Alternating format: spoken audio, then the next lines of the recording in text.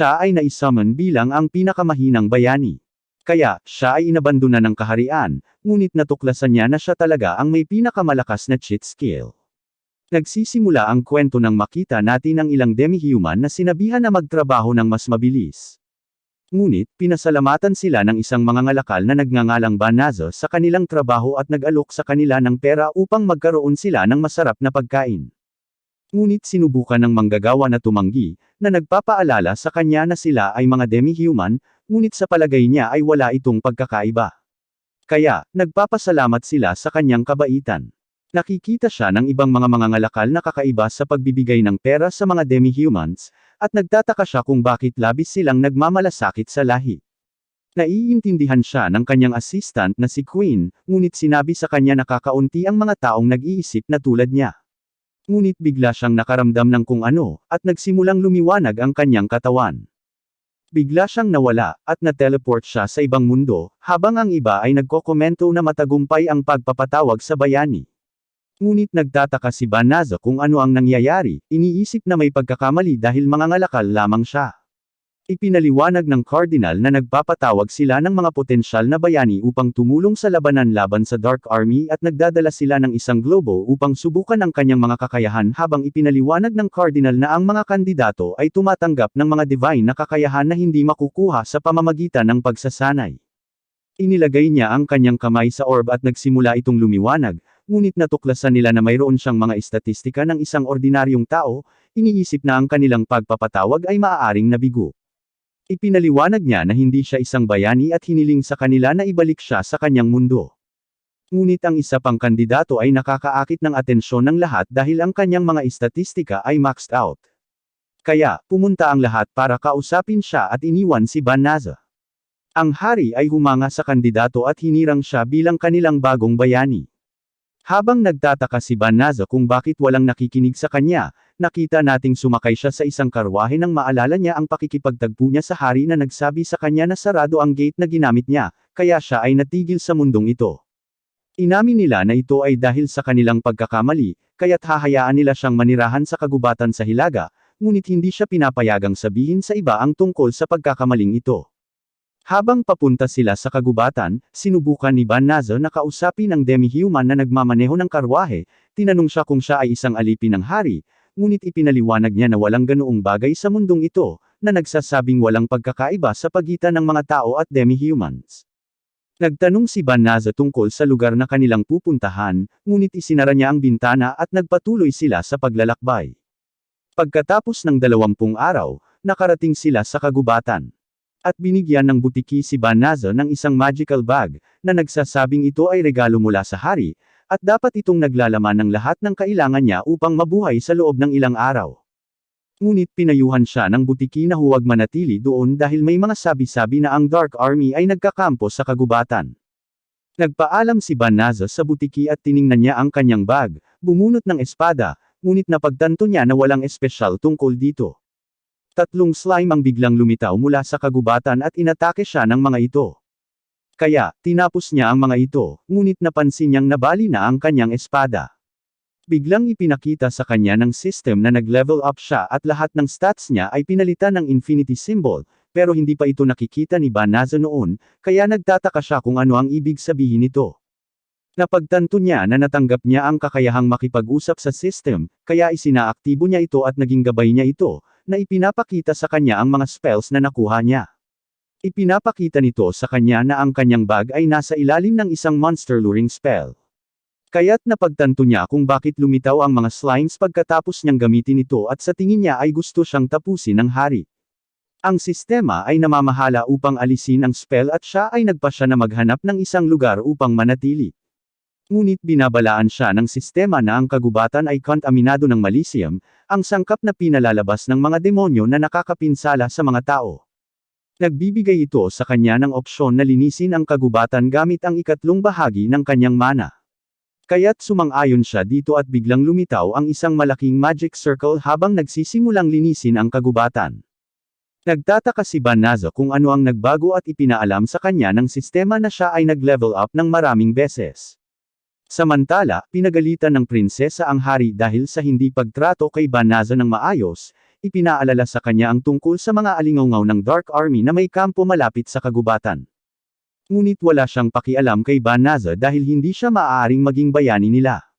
Biglang dumating ang isang cleric at ibinunyag na may mga palatandaan na ginamit ang pinakamataas na sagradong salamangka. Naniniwala ang hari na ginamit ng kanilang bayani ang purification spell at sa tingin niya ay isa siya sa pinakamahusay sa kasaysayan. Ngunit ipinaliwanag ng cleric na siya ay nasa timog at ang paglilinis ay nangyari sa kagubatan ng De La Visa sa Hilaga. Sa kagubatan, natuklasan ni Bannaza na nasa level 367 siya, ngunit nagulat siya na naabot niya ang level na iyon nang hindi nakapatay ng anumang halimaw. Kaya, sa tingin niya, ang karanasan ay maaari ding makuha sa pamamagitan ng pagsasanay sa magic.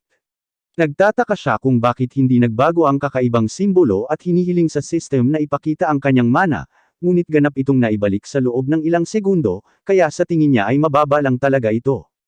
Nagtataka siya kung paano siya makakaligtas dahil pinalayas siya sa lungsod, kaya inirerekomenda ng system ang paggamit ng transformation spell. Sa tingin niya ito ay isang magandang ideya, kaya siya ay sumasang-ayon dito, ngunit siya ay nag-transform sa isang hot na babae. Tinitigan niya itong mabuti ngunit nagpa siya itong seryosohin. Kaya nag-transform siya sa isang lalaki at ipinaliwanag ng system na maaari niyang gamitin ang teleportation magic. Kaya nag-teleport siya pabalik sa kaharian. Masaya si Bannaza na magkaroon ng magic na ito at nagtataka kung karaniwan ba ito sa mundong ito. Sinusubukan niyang mag-teleport sa dati niyang mundo ngunit walang nangyayari. Kaya nagpasya siyang kumita ng kaunting pera. Dumating siya sa isang adventurers guild upang maghanap ng mga misyon. Kaya ipinaliwanag ng attendant ang mga panuntunan sa pagpaparehistro. Tinanong niya ang kanyang pangalan, ngunit itinago niya ang kanyang pagkakakilanlan at ipinakilala ang kanyang sarili bilang Flyo. Binigyan siya nito ng rank badge at pinayuhan siyang panatilihin ito sa kanya. Sinuri ni Flyo ang board upang makahanap ng misyon para sa kanyang ranggo, ngunit napansin ng isang batang babae na naghahanap ng isang escort sa kagubatan ng De La Visa. Nag-aalok siya ng pera, ngunit wala sa mga adventurer ang gustong tumanggap ng trabaho dahil sa mga alingaw na ang kagubatan ay puno ng mga demonyo, ngunit pumayag si Flyo na dalhin siya doon. Kaya, tinanong niya siya kung sigurado siya, ngunit ipinaliwanag ni Flyo na magagamit niya ang kanyang teleportation spell para ipadala siya sa kagubatan, ngunit nabigla ang lahat ng marinig ito, at hindi sila makapaniwala na magagamit niya ang spell na iyon. Kaya, napagtanto niya na hindi ito spell para sa mga beginner. Lumilitaw ang isang kabalyerong nagngangalang Balirosa na humihiling sa kanya na layuan ang bata. Nakita natin na mayroon siyang mga kaibigan at hindi nila iniisip na si Flyo ay mukhang isang bihasang wizard, kaya iniisip nila na siya ay isang kriminal. Sa tingin niya siya ay nasa problema, ngunit tinitiyak na hindi siya nagsisinungaling at nagmumungkahi na ipakita ang spell. Pumunta sila sa labas at ginamit ni Flyo ang kanyang teleportation spell, dinadala sila sa kagubatan ng De La Visa. Nagulat ang mga babae at tinanong ng witch na si Belano kung isa ba siyang high-order wizard para mag-teleport sa malayo, ngunit tiniyak niya sa kanya na apprentice lang siya at humingi ng paumanhin si Balirosa sa hindi niya paniniwala. Napansin ng batang babae ang isang kakaiba at inihayag na nawala ang Malisium sa kagubatan. Nagpasya si Flyo na sabihin sa kanya na na-purify niya ang kagubatan, ngunit binabalaan siya ng system na huwag magbahagi ng impormasyon sa mga demonyo. Biglang hinugot ng mga babae ang kanilang mga sandata at pinalibutan ang babae habang inihayag ni Balirosa na siya ay isang demonyo na gumagamit ng spell para itago ang kanyang tunay na anyo at pumunta sila sa guild para bantayan siya. Umiti ang babae at nag-transform siya sa kanyang demonyong anyo, na nagpapakita na ang kanyang pangalan ay Fenris at siya ang nakababatang kapatid ni Feng Errol, isa sa 4 na infernals. Nagulat ang lahat at hindi makapaniwala si Balirosa na isa siyang demonyong lobo. Napagtatanto na hindi nila kayang harapin siya, ipinaliwanag ni Fenris na pinadala siya ng kanyang kapatid upang obserbahan ang kaaway at pinakalat niya ang kanyang Malisium. Kaya, lahat ay bumagsak sa lupa, ngunit ito ay walang epekto kay Flyo. Kaya, nagulat si Fenris at sinubukan niyang lamunin sila, ngunit umiwas siya at pinabalik ang iba gamit ang kanyang teleportation. Tinanong niya siya kung bakit hindi siya umatras kasama nila, nagbabantang kakainin siya, ngunit tumanggi siyang mamatay, alam niyang wala pa rin siyang nagawa sa mundong ito. Naghahanda si Flyo na lumaban habang nagpasya siyang gamitin ang lahat ng kanyang spell para talunin siya. Sinusugod niya ito, ngunit gumagamit siya ng Earth Wall para ipagtanggol ang sarili, at kinukulong niya siya sa isang ipu-ipo, ngunit gumamit siya ng magic para makatakas. Muli siyang umatake, ngunit gumagamit siya ng gravitational spell, na ganap na nagpa-immobilize sa kanya, at inirerekomenda ng system ang paggamit ng subjugation spell para alipinin siya, ngunit tumanggi si Flyo na gawin ito dahil ayaw niyang maging alipin niya ito. Ginagamit ni Fenris ang lahat ng kanyang mana para makatakas, ngunit ang gravitational spell ay nagpapawalang bisa sa kanyang magic, kaya wala siyang pagpipilian kundi ang sumuko. Naniniwala siya na ang isang nahulog na mandirigma ay walang lugar sa mundong ito, kaya sinabi niya sa kanya na wakasan ang kanyang buhay, ngunit ipinaliwanag niya na ayaw niyang patayin siya. Ipinaalala niya sa kanya na siya ay isang demonyo at siya ay isang likas na kaaway ng mga tao, ngunit wala siyang pakialam, sinabing wala itong ibig sabihin habang ipinapaliwanag niya na wala siyang pagnanais na pumatay ng taong sumuko na. Hindi makapaniwala si Fenris sa kanyang narinig, sinabing wala siyang muwang bago muling nag-transform sa kanyang anyo ng tao, ngunit napagtanto niyang hubot-hubad siya, kaya't tinakpan niya ito ng kanyang balabal. Naghanap siya ng mga damit sa kanyang bag, ngunit nahimete siya sa pagod. Sa gabi, sinusuri ni Flyo ang kanyang listahan ng mga spell, nagtataka kung bakit niya magagamit ang high-level na magic. Nagising si Fenris, napagtanto na wala siyang magagawa laban kay Flyo at naibalik na ang kanyang mana. Binati niya ito at pinasalamatan dahil iniligtas niya ang kanyang buhay, alam niyang mamamatay siya kung nakipaglaban siya sa iba. Kaya, ipinangako niyang hinding-hindi niya sasalakayin ang mga tao at kikilalanin siya bilang kanyang master. Ipinaliwanag niya na hindi niya kailangan ng alipin. Kaya, malaya siyang pumunta kung saan niya gusto.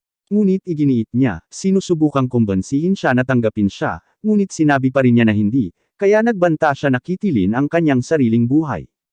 Ngunit mabilis siyang nagbago ng isip, pinayagan siyang maglakbay kasama niya, at tuwang-tuwa siyang marinig ito. Pagkaraan ng ilang sandali, ibinahagi ni Flyo na hindi siya mula sa mundong ito, sinabing dinala siya rito bilang isang kandidatong bayani. Ipinakita rin niya ang kanyang tunay na anyo, na ipinaliwanag na nagtatago siya sa hari, kaya iniisip niya na baka pahirapan niya ang buhay nito. Ngunit nangako pa rin si Fenris na maglalakbay kasama niya at humiling na manatili sa kanyang tabi, na ipinapaliwanag na ang mga lobo ay palaging sumusunod sa kanilang mga amo, at agad niya itong niyakap. Samantala, tinanong ng hari ang bayani tungkol sa labanan sa Dark Army, nagtataka kung paano natalo ang kanyang mga kabalyero. Ngunit ipinaliwanag ng bayani na sila ay mahina, sinabing nasira nila ang formation pagkatapos makakita ng isang demonyong halimaw. Kaya dapat magpasalamat ang hari na iniligtas niya ang kanilang buhay. Ngunit tinanong ng hari ang isang kabalyero tungkol sa kanyang pagganap sa labanan. Kaya ipinaliwanag ng kabalyero na talagang pumwesto siya sa likod ng hukbo at tumakas habang nakikipaglaban sila sa mga demonyo. Kaya't nadismaya ang hari. Sinusuri ng bayani ang kanyang mga istatistika na sinusubukang maunawaan kung bakit siya nagsanay sa loob ng isang buwan, ngunit hindi ito bumuti. Naniniwala siya na ang mahihinang magical beasts lang ang kaya niyang talunin dahil hindi pa siya nakakakuha ng skill. Ang kanyang lingkod, si Suya, ay nag-uulat para sa kanyang mga tungkulin. Kaya, iniisip ng bayani na dumating siya sa magandang oras at dinala siya sa kanyang silid. Kinabukasan, pumunta sina Flyo at Fenris sa lungsod, nagpaplanong magparehistro sa Adventurers Guild nang tinawag silang mag-asawa ng isang mangangalakal. Kaya, isinasaalang-alang ni Flyo ang ideya, iniisip na makakapaglakbay sila ng hindi mukhang kainahinala, at sinang-ayunan ito ni Fenris, na nagsasabing gusto niyang maging asawa niya. Ipinaliwanag niya na nagpapanggap lang silang mag-asawa, ngunit wala siyang pakialam dahil gusto lang niya itong makasama. Pumasok sila sa Adventurers Guild kung saan tinanong ng guild attendant si Fenris tungkol sa kanyang pangalan. Halos ibunyag niya ang kanyang tunay na pagkakakilanlan, ngunit pinigilan siya ni Flyo at inirehistro siya sa pangalang Reese. Hiniling sa kanya ni Flyo na mag-ingat upang hindi malaman ng mga tao, at humingi siya ng paumanhin sa pagiging walang ingat. Inanunsyo ng guild attendant na may apurahang misyon at kailangan nilang talunin ang isang kawan ng psychotic bear sa hilaga. Ipinaliwanag niya na ang gantimpala ay magiging 10 beses na mas malaki kaysa sa karaniwan, ngunit ang lahat ay nag-aalangan dahil nagawang talunin ng mga psychotic bear ang hukbo ng bayani. Nais ding tumanggi si Flyo, ngunit hiniling ni Reese sa kanya na tanggapin ito, na sinasabing kaya niyang hawakan ang mga oso ng mag-isa. Nag-teleport sila palayo, at si Reese ay nasa sabik na manghunting, ngunit nakarinig sila ng hiyawan at natuklasan na ang mga batang babae na naligtas niya noon ay napapaligiran ng mga oso. Gustong balewalain sila ni Riz dahil mahina sila, ngunit walang laban ang mga babae para sa mga oso, kaya nag-lightning spell si Flyo na nag-aalis ng karamihan sa kanila. Sinubukan ng natitira na patayin si Bel-Ano, ngunit pinabagsak ito ni Riz at napagtanto nila na iniligtas muli ni Flyo ang kanilang buhay. Masaya sila na okay na siya, pero tinanong nila siya tungkol kay Riz, kaya ipinakilala niya ito bilang kasama niya sa paglalakbay, kaya na-depress siya dahil gusto niyang ipakilala siya nito bilang asawa. Isang oso ang biglang sumulpot sa kanyang likuran, ngunit tinitigan siya nito at natakot siya kaya bumagsak siya. Nagmakaawa siya para sa kanyang buhay, kaya nagpa siya itong gawin siyang kanyang alagang hayop, ngunit nagulat ang mga batang babae nang ipaliwanag ni Riz na ito ay lalong magpapalaki sa reputasyon ni Flyo. Mukhang wala siyang pakialam, kaya nag-activate siya ng restraint spell at ginawang cute na nilalang ang oso. Pinangalanan nila siyang Saib, at hindi makapaniwala si Balirosa na pinaamo lang nila ang isang oso. Ilang sandali pa, formal na nagpakilala ang mga babae, at nalaman natin na si Bylry ang mamamana, si Blossom ay isang mabigat na kabalyero, at si Bel-Ano ang sorcerer ng grupo. Hiniling ni Balirosa kay Flyo na sanayin sila para makalaban sila kasama ang bayani, na sinasabi sa kanya ang tungkol sa hukbo ng bayani, na nasira ng isang kawon ng mga psychotic bear. Ipinaliwanag niya na pagkatapos ng insidente, nagkulong ang bayani at tumanggi na lumaban hanggang sa makahanap siya ng isang taong karapat-dapat na maging kanyang kanang kamay. Kaya, inutusan ng hari ang lahat na mag-level up hanggang sa matalo nila ang isang oso ng mag-isa. Humingi siya ng tulong ngunit si Riz ay naglabas ng madilim na aura habang nagseselos siya sa kanila. Nararamdaman ni Flyo ang kanyang galit kaya ipinaliwanag niya na siya talaga ang kanyang asawa, at ito ay agad na nagpapasaya sa kanya, na nagsasabing dapat niyang turuan ang mga babae kung paano lumaban. Nagpasalamat ang mga babae, ngunit humihingi sila ng isa pang pabor, iniisip kung hahayaan niya silang matulog sa bahay dahil masyadong delikado ang magkampo sa labas. Sa tingin ni Riz ay okay lang dahil ang bahay ay ibinigay ng guild para sa misyon, sinabi niyang matutulog siya sa tabi ni Flyo dahil kasal sila. Samantala, ang demonyong si Uliminas ay nag-uulat sa Panginoon ng demonyo na nagsasabing ang purification spell ay ginawa ng isang tao lamang. Kaya, nagtataka siya kung sino ang may kakayahang gawin ito at inutusan siyang hulihin siya kaagad. Kinabukasan, nagising si Flyo at nagulat siya nang makita si Riz sa harap niya, ngunit ipinaalala nito sa kanya na kasal na sila ngayon.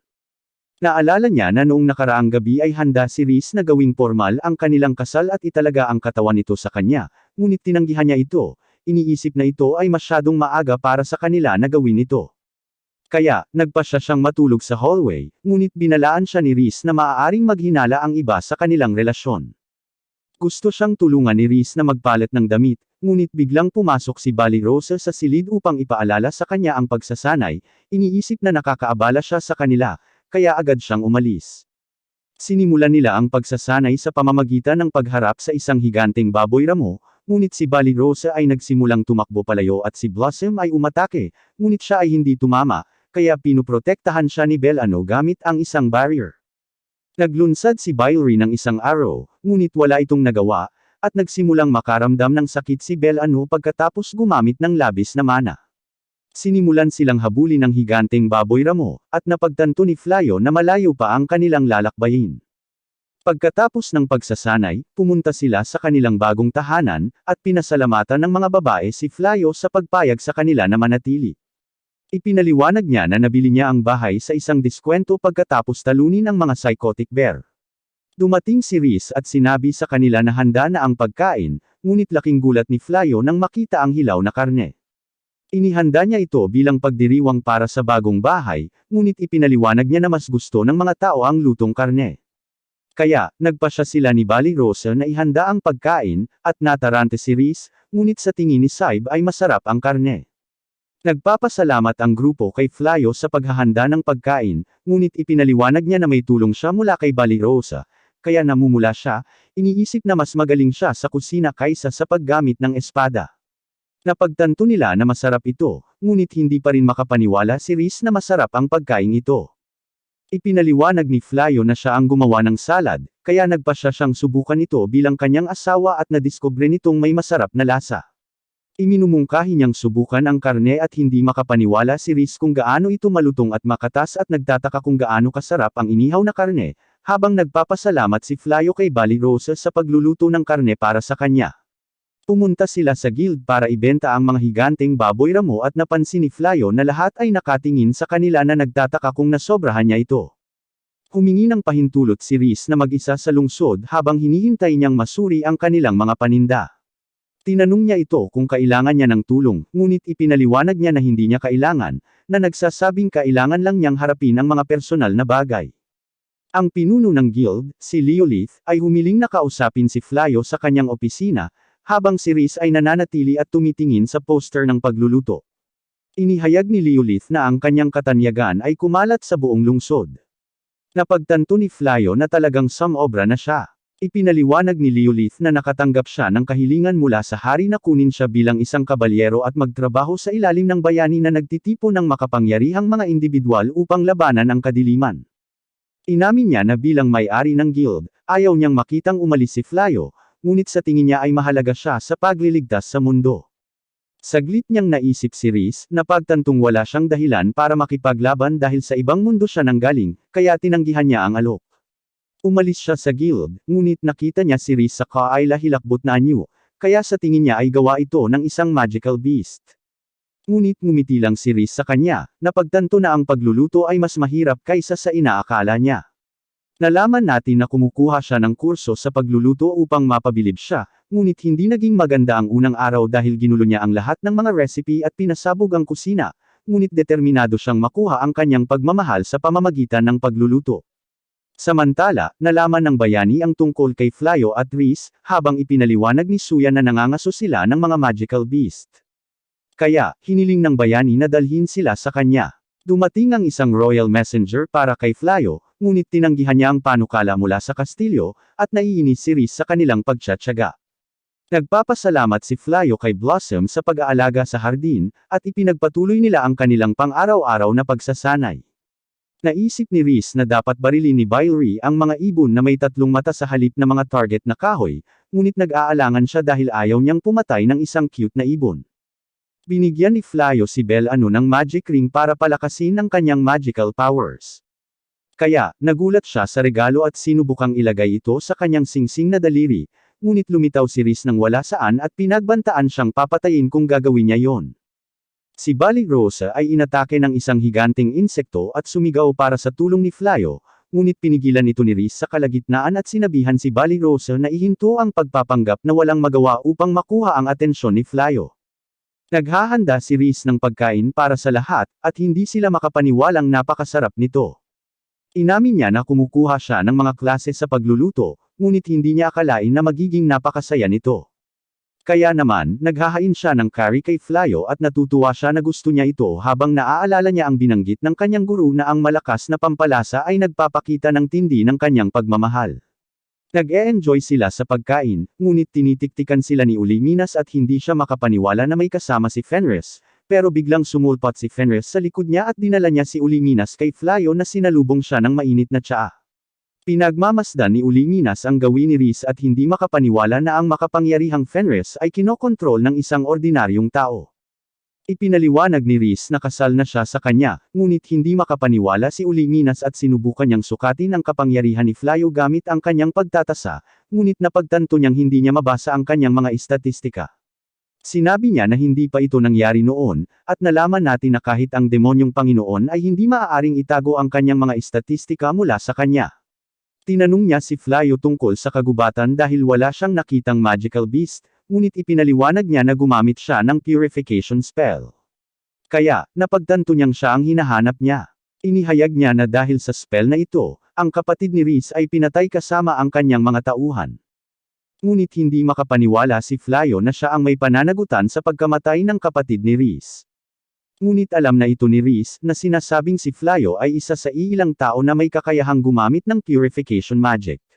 Ngunit sa tingin niya ay kasalanan ng kanyang kapatid kung bakit hindi siya naging malakas at ipinaliwanag niya na hindi nagbago ang kanyang nararamdaman. Kaya, iaalay niya ang kanyang buhay sa kanya. Bigla nilang napansin ang mga babae sa pintuan at nalaman nating nakikinig sila sa buong pag-uusap. Kaya, napagtanto nila na si Reese ang lobo na nagtangkang pumatay sa kanila. Nag-aalala si Flayo at sa tingin ni Uliminas ay banta siya. Kaya, hinahamon niya ito na makipaglaban, na gustong ipunan ang lahat ng impormasyon tungkol sa kanyang kapangyarihan, ngunit iniisip ni Reese na sinusubukan niyang nakawin ang kanyang asawa. Nagpasya silang lumaban sa labas at mabilis na naglunsad ng poison spell si Uliminas para makaabala sa kanya habang ibinabato ang isa pa sa lupa. Ngunit madali niyang tinatanggal ang kanyang salamangka at binitag siya ng kanyang crucifixion spell, na pinipilit siyang sumuko. Kinabukasan, bumalik si Uliminas sa madilim na kastilyo at sinabi ni Flayo sa mga babae ang tungkol kay Reese, tinitiyak sa kanila na nagbago na siya, kaya hindi niya aatakihin ang mga tao. Kinikilala nila na si Reese ay tinutulungan sila nitong nakaraang buwan at siya ay naging kanilang benefactor. Kaya ayaw nilang mapahamak siya sa pagsasabi sa hari. Bumalik si Uliminas kasama ang isang hukbo ng mga dragon at ang mga babae ay natakot. Kaya hiniling niya sa kanila na sumuko. Ngunit si Flayo ay namangha nang makakita ng mga dragon sa unang pagkakataon. Kaya naiinis siya, nagutos sa mga dragon na umatake. Ngunit gumawa si Flayo ng isang celestial spell na tinatawag na Divine Hammer na nag-aalis ng ilang dragon sa isang iglap. Iniisip niya na imposible ito at tumakas kasama ang natitirang mga dragon. Iniisip ni Blossom na hindi kapanipaniwala si Flayo at nagsisisi na hindi niya sinamantala ang pagkakataong atakihin ang dragon dahil maaari niyang makuha ang titulong Dragon Slayer. Ngunit sinabihan siya ni Flayo na subukan, pinayuhan siyang ihagis ang kanyang sandata sa kanila. Kaya, sinusunod niya ang kanyang tagubilin at ginagamit niya ang kanyang enhancement magic para palakasin ito, na pumatay ng dragon sa isang hit. Tumataas ang level niya at hindi siya makapaniwala na nakuha niya ang titulong Dragon Slayer. Gusto rin ng ibang mga babae ang titulo, ngunit ipinaliwanag ni Flayo na tumakas na ang mga dragon, kaya napagtanto nilang huli na ang lahat. Samantala, pinagmamasdan ng Demon Lord ang lahat at inaasahan niyang makilala si Flayo, na sinasabi sa kanyang mga tauhan na oras na para gumawa ng kanilang susunod na hakbang. Si Flayo ay lumikha ng isang barrier sa paligid ng bahay at inihayag niya na ito ay mag-aalerto sa kanila kapag ang isang demonyo ay pumasok sa lugar. Iniisip ni Reese si Uliminas, sinabing masyadong maluwag si Flayo dahil wala siyang ginawa para parusahan siya pagkatapos niyang salakayin sila. Ngunit ipinaliwanag niya na hindi niya sinusubukang maging mabait, at nalaman natin na hindi pa rin siya makaget over sa katotohanan na pinatay niya ang kapatid ni Reese. Nakikita natin ang mga babae na tumitingin sa mga estatistika ni Blossom at sa palagay nila ay cool ang title na Dragon Slayer, ngunit umalis si Balirosa na nagsasabing kailangan niyang mag-hunting ng mga magical beast para lumakas. Kaya, sa tingin nila ay kahanga-hanga siya dahil hindi siya tumitigil sa pagsasanay, pero nakikita natin na talagang umiiyak siya, dahil gusto niyang magkaroon ng titulong iyon. Ibinunyag niya na ang Dragon Slayer ay isang hinahangad na titulo para sa mga adventurer at pinapayagan nito ang mga karaniwang tao na maging maharlika. Kaya naman, pinagsisisihan niyang hindi niya sinamantala ang pagkakataon dahil mapapabuti sana niya ang buhay ng kanyang pamilya sa pamamagitan ng pagkuha ng titulo. Isang manlalakbay ang biglang lumapit sa kanya na nagsasabing hinahanap niya si Reese, ngunit nakita siya ni Balirosa na kainahinala, kaya pinagbantaan niya itong papatayin, alam niyang mula siya sa Dark Army. Tinatanong niya kung bakit niya hinahanap si Reese. Kaya ipinaliwanag niya na gusto lang niya itong makita at nagpasya siyang umalis, ngunit binanggit niya na babalik siya upang makipag-usap sa kanya. Sinabihan siya ni Balirosa na ipakilala ang kanyang sarili. Kaya't inihayag niya na ang kanyang pangalan ay Gozol at sa tingin niya ay kakaiba siya. Ilang sandali pa, nilapitan siya ni Flayo. Kaya sinabi niya sa kanya ang tungkol kay Gozol, ngunit nakilala siya ni Reese, na inihayag na ang kanyang tunay na pangalan ay Goal. Inihayag ni Flayo na nakita siya ng barrier at binanggit nito na siya ang demonyong Panginoon. Kaya, nabigla si Balirosa, napagtanto na maaari niyang patayin siya kung gugustuhin niya. Kinabukasan, dumating si Goal upang bisitahin si Reese at ipinakilala ni Flayo ang kanyang sarili habang tinatanggap niya si Goal sa bahay. Magkasama silang nagtsaa at ipinaliwanag ni Goal na alam niya ang nangyari kay Uliminas, ngunit hindi makapaniwala si Balirosa na nakaupo siya sa tabi niya. Tinanong siya ni Reese kung gusto niyang maghiganti, ngunit sinabi niyang hindi siya interesado, at tinanong niya si Flayo kung gusto niyang sumali sa Dark Army, ngunit agad siyang tumanggi. Sinabi sa kanya ni Goal na mayroon siyang hindi kapani-paniwalang kapangyarihan, nagtataka kung bakit hindi siya nakikipagtulungan sa hari. Kaya, ipinaliwanag niya na hindi siya interesadong sumali sa digmaan, at wala siyang ideya kung bakit sila nag-aaway, na nagpapakita na siya ay mula sa ibang mundo. Kaya, inihayag ni Gol na ang unang demonyong Panginoon ang nagsimula ng digmaan dahil gusto niyang sakupin ang mundo, kaya sinubukan siya ng mga tao na pigilan. Ngunit tumagal ang labanan sa loob ng 5 siglo, at hindi interesado si Gol sa pamamahala sa mundo, kaya gusto niyang wakasan ito. Ngunit bigla niyang pinalabas ang kanyang aura, nakikita si Flyo bilang isang banta sa mga demonyo. Ngunit pinananatili niya ang kanyang kalmado, sinabing hindi siya sasali sa digmaan. Kaya napagtanto ni Gol na siya ay matigas ang ulo, iniisip na ito ang dahilan kung bakit hindi siya makuha ng hari na sumama sa mga tao. Ngunit nais ni Gol na i-recruit siya sa Dark Army. Kaya binanggit niya na babalik siya. At nakita niyang kawili-wili si Bali Rose dahil hindi siya nabigla habang nasa tabi niya ito. Ngunit pagkatapos niyang umalis, tiningnan siya ng mga babae at napagtanto nila na siya ay walang malay. Nawalan siya ng malay at pagkatapos niyang magising, nakita niya si Gol sa bahay at nabanggit niya na masarap ang luto ni Reese, ngunit sinabihan niya itong umuwi dahil hinding-hindi sasali si Flyo sa Dark Army. Inaanyayahan niya si Bali Rose na sumama sa kanila, ngunit tumanggi ito at sa palagay niya ay nahihiya ito.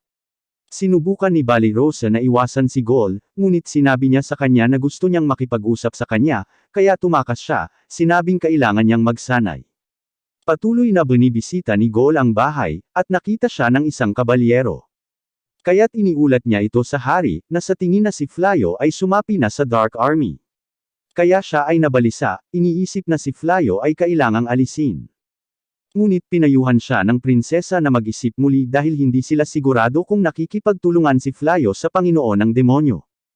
Kaya iminumungkahi niya na makipag-usap sa kanya, iniisip na dapat nilang pakinggan kung ano ang gusto niya. Ngunit iniisip ng hari na siya ay walang muwang. At dumating ang bayani, sinabing haharapin niya si Flyo. Sa kastilyo ng Panginoon ng Demonyo, pinayuhan ni Ulimina si Gol na mag-focus sa kanyang mga tungkulin, ngunit ipinaliwanag niya na sinusubukan niyang i-recruit si Flyo, at nagpasya siyang umalis pa rin, ngunit ipinahayag niya na ang mga demonyo ay hindi masaya sa kanyang pag-uugali, at nagsisimula silang magtanong sa kanyang mga motibo. Bumalik tayo kay Flyo habang iniisip niya ang tungkol sa pagbibenta ng mga gear para kumita, alam niyang kailangan nila ng pera para mabuhay. Tinanong siya ni Reese kung bakit hindi siya sumali sa bayani dahil alam niyang maaari siyang kumita ng kayamanan sa pakikipaglaban sa mga demonyo. Pero ipinaliwanag niya na ayaw niyang makipaglaban kahit kanino dahil alam niyang delikado ang kanyang kapangyarihan. Ngunit biglang binalaan siya ni Bylry na napapalibutan sila at napagtanto niya na dumating ang bayani kasama ang isang legion ng mga kabalyero.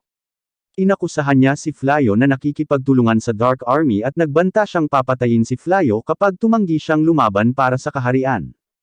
Iniisip ng bayani na walang pagpipilian si Flyo kundi sumama sa kanya, iniisip na nakatadhana siyang maging pinakadakilang bayani sa mundo. Ngunit ipinaliwanag ni Flyo na ayaw niyang lumahok sa digmaan. Kaya, nabigla ang bayani at tinawag niyang traidor si Flyo. Pero ipinagtanggol siya ng mga babae, na sinasabing mabait siyang tao. Ngunit iniisip ng bayani na sila rin ay mga traidor. Kaya, nagbanta siyang arestuhin silang lahat dahil sa pagtataksil. Napagtanto ni Flyo na wala siyang choice kundi umalis. At gusto ng mga babae na sumama sa kanya dahil nagsisimula na silang magtanong sa lahat ng natutunan nila sa kaharian.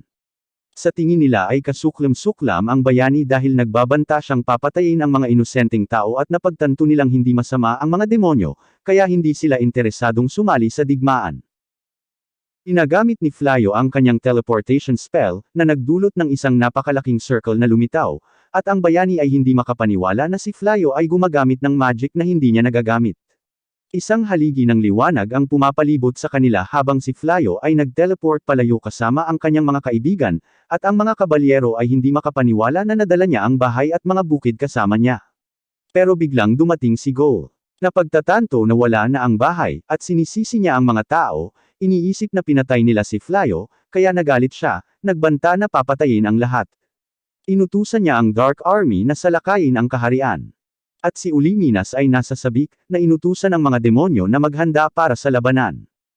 Lumilitaw ang isang madilim na ulap, ngunit ang bayani ay natatakot, kaya siya ay tumakas. At hindi makapaniwala ang mga kabalyero na iniiwan niya sila. Si Flyo at ang kanyang mga kaibigan ay ipinadala sa isang kagubatan at ipinaliwanag niya na malapit sila sa isang bayan na minsan niyang binisita upang magbenta ng mga materyales ng dragon. Iniisip ng mga babae na dapat silang maging ligtas doon at masaya si Balirosa na hindi na nila muling makikita si Goal. Ngunit si Flayo ay humihingi ng paumanhin sa paggawa ng gulo. Kaya sinabihan siya ni Reese na huwag sisihin ang kanyang sarili, sinabing sasamahan siya nito kahit saan siya magpunta dahil asawa niya ito, at pumayag din ang mga babae na sumama sa kanila. Sinimulan ng Dark Army ang pagsalakay nito, sinisilaban ang mga nayon, at sinubukan ng mga tao na pigilan sila sa hilagang kuta. Ang isang kabalyero ay nagulat sa hari, na nagsasabi sa kanya na ang Dark Army ay malapit nang masira ang kuta. Kaya, nagtataka ang hari kung bakit walang ginagawa ang bayani, ngunit sinabi sa kanya ng kabalyero na ang bayani ay nagtatago sa timog. Kaya, inutusan ng hari ang kabalyero na hanapin siya. Iminumungkahi ng mga tagapayo ng hari na tipunin ang lahat ng mga salamangkero upang magsagawa ng purification magic, ngunit nag-aalangan siya, alam na ito ay isang mapanganib na hakbang. Kaya't sinabi nila sa kanya na kailangan niyang kumilos ng mabilis dahil tapos na ang lahat para sa kanila kapag nakapasok na ang mga demonyo sa kuta. Nakita natin si Goal na nagmamasid sa labanan habang sinasabi ng kanyang tagapaglingkod na si Grinnell na dumating na ang oras. Kaya nagpasya siyang umatras dahil alam niyang gagamit ang mga tao ng purification spell. Pinangunahan ng hari ang mga salamangkero habang nagsisimula silang mag-chant at isang haligi ng liwanag ang lumitaw habang ang isang napakalaking circle ay sumasakop sa kaharian. Bumalik si Flayo mula sa kanyang paglalakbay sa bayan at sinabi niya sa lahat na tumitingin siya sa mga tindahan dahil nagpaplano siyang kumita sa pamamagitan ng pagbebenta ng gamit. Gusto siyang tulungan ni Blossom sa pamamagitan ng pagtitinda ng mga gulay at isinasaalang-alang ni Byrie ang pag-aanak ng mga kabayo upang mapaupahan niya ang mga ito. Ipinaliwanag ni Blossom na si Byrie ang nag-aalaga noon sa mga kabayo sa kastilyo kaya nakasanayan na niyang hawakan ang mga ito at ipinangako niyang gagawin niya ang lahat para suportahan ang sambahayan. Pakiramdam ni Bellano at Balirosa ay wala silang silbi dahil wala silang maisip na pagkakakitaan. Ngunit nangako si Reese na aalagaan sila at sinabihan sila ni Flayo na tumulong sa gawaing bahay, na nagsasabing maaari silang tumuon sa pagpapalakas sa kanilang libreng oras. Bumalik tayo sa kastilyo habang iniulat ng mga advisor ng hari na umatras ang Dark Army dahil nagawa ng mga salamangkero ang purification spell, na magpoprotekta sa kaharian sa loob ng 3 buwan. Ngunit napagtanto ng prinsesa na sila ay nasa masamang kalagayan dahil ginugol nila ang lahat ng kanilang salamangka upang ibigay ang spell. Alam niya na ang hari ay walang kondisyon para pamunuan ang kaharian. Kaya nagpasya siyang pumalit at sinabi niya sa mga tagapayo na ang bayani ay walang silbi. Kaya inalis niya ito sa kanyang posisyon. Ngunit tinanong nila siya kung paano niya planong harapin ang Dark Army. Iniisip na ang kaharian ay nangangailangan ng isang bayani upang humantong sa kanila sa tagumpay at ang mga salamangkero ay hindi maaaring magpatawag ng kapalit. Kaya nagpasya siyang bisitahin ang orakulo. Nakita natin na pinalayas ang bayani nang sabihin sa kanya ng isang kabalyero na ang prinsesa ay nagbigay sa kanya ng mga utos, ngunit siya ay nagalit, na nagsasabing kailangan siya ng kaharian upang protektahan sila mula sa Dark Army. Ngunit hindi siya pinansin ng kabalyero at iniwan siya sa labas. Nang gabing iyon, sinabi ni Flayo kay Reese na nagpapasalamat siya sa kanya dahil tinutulungan siya nitong mabuhay, ngunit nakatulog siya, at nalaman niyang hindi siya mabubuhay ng mapayapa kung wala siya. Kinabukasan, sinabihan ng mga babae si Flayo na makipag-date kay Reese, at sinabing kaya nilang asikasuhin ang lahat habang wala siya. At mukhang nahihiya siya, pero excited si Reese sa date nila. Sabay silang bumisita sa bayan at tinanong ni Flayo si Reese kung may kailangan siya dahil may gusto itong bilhin para sa kanya, sinabing gusto niyang pasalamatan siya sa pananatili sa tabi niya. Nakita nila ang isang piraso ng alahas at nagpasya siyang bilhin ito, iniisip na maganda ito sa kanya. Umuwi sila sa bahay at matutulog na si Flayo, ngunit niyakap siya ni Reese, kaya nataranta siya, ngunit napagtanto niyang nagsasalita ito sa kanyang pagtulog. Binibigyan niya siya ng espasyo, ngunit sinusundan siya nito. Kaya naman, nahihirapan siyang makatulog. Sa kastilyo, nakita natin na ang bayani ay pumasok sa kaban ng hari, na iniisip na maaaring makahanap siya ng isang bagay na makakatulong sa kanya na talunin ang Demon Lord. Iniisip niya si Flayo, at nagseselos siya dahil hindi siya kasing kapangyarihan niya. Ngunit bigla niyang narinig ang boses ng isang babae at nag-aalok ito na bigyan siya ng kapangyarihan kung palayain siya nito. Isang lihim na daanan ang bumukas at nakita niya ang isang espada habang sinasabi sa kanya ng boses na kunin ito na nagsasabing ibibigay niya ang kanyang mga kahilingan bilang kapalit. Tinanggap niya ang alok nito ngunit bigla siyang nabigla nang lumitaw ang isang makapangyarihang nilalang. Ipinakilala niya ang kanyang sarili bilang si Hia, ang Mijin ng primordial na liwanag at kadiliman, at tinanong niya siya kung pinakawalan siya nito mula sa selyo. Kaya kinumpirma niya ito at nangako siyang pagbibigyan ng 3 sa kanyang hiling. Nakita natin ang prinsesa nang makilala niya ang orakulo na si Ursula, na sinasabi sa kanya na ang kaharian ay nasa panganib. Kaya, kailangan nilang makahanap ng isang bagay na makakapagligtas sa kanila mula sa Dark Army. Ngunit biglang lumitaw ang mga kakaibang kwelyo sa leeg ng lahat. Kaya, nagsisimula silang magpanik. At inutusan ng prinsesa ang kanyang mga tauhan na pumunta sa kabangyaman ng hari. Lahat ay nagtataka kung bakit sila naka-collar.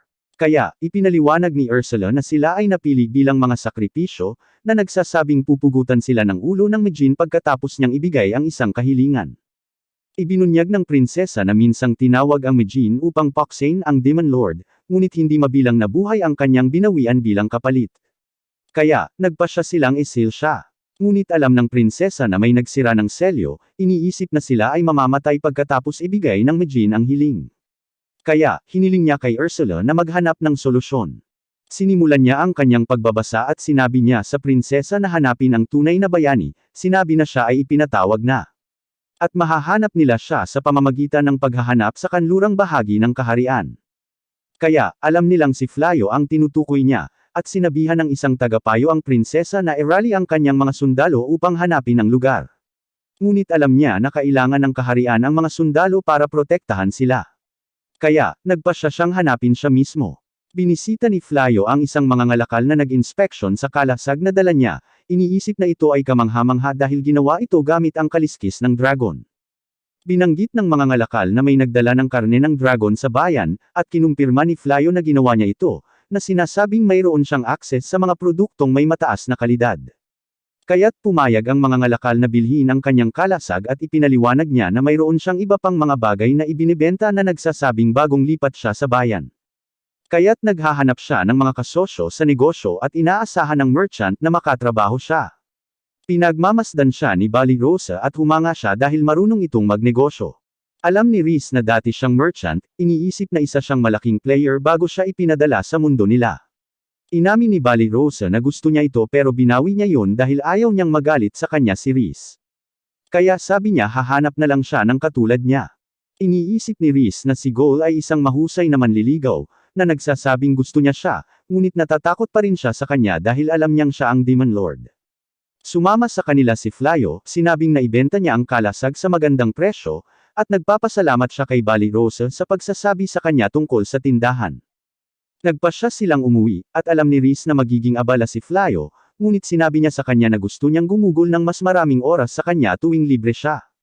Ngunit sa sandaling iyon, binabalaan ng system si Flayo na papalapit ang isang Mijin at lumitaw si Hia, na nagpapakita na ang nais ng bayani ay patayin si Flayo.